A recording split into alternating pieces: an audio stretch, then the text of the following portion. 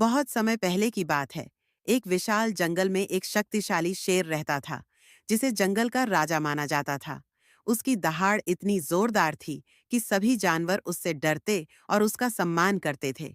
एक दिन शेर अपनी गुफा में आराम कर रहा था कि एक छोटा सा चूहा उसके पास से दौड़ते हुए निकला। शेर ने उसे देखा और गुस्से में आकर अपनी बड़ी पंजे से चूहे को दबोच लिया। चूहा डर के मारे कांपते हुए बोला, हे महान शेर, कृपया मुझे छोड़ दो।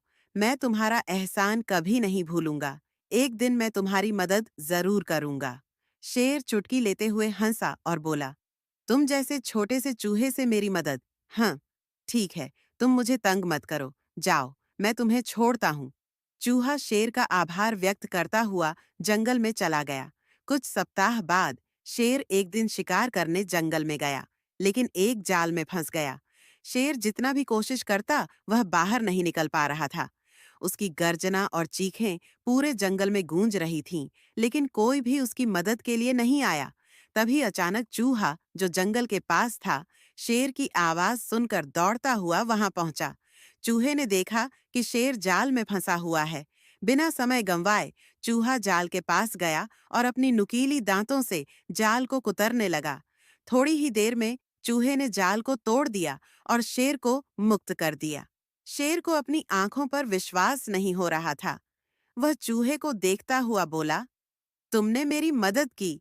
तुम्हारे बारे में मैं कभी नहीं सोच सकता था कि तुम मेरे लिए ऐसा करोगे। चूहा मुस्कुराते हुए बोला, आपने मुझे उस दिन छोड़ दिया था, इसलिए आज मैं आपकी मदद कर पाया। कोई भी एहसान छोटा नहीं होता।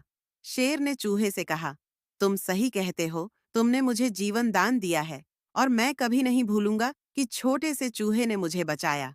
इसके बाद शेर और चूहा अच्छे दोस्त बन गए। शेर ने यह सीखा कि छोटे से छोटे जीवों से भी बहुत कुछ सीखा जा सकता है और वे भी किसी दिन मदद कर सकते हैं। दोनों ने जंगल में एक साथ राज किया और जंगल में शांति और सामंजस्य का माहौल बना रहा। इस कहानी से हमें यह सीखने को मिलता है कि कोई भी छोटा या बड़ा नहीं होता और हर एक का महत्व होता है।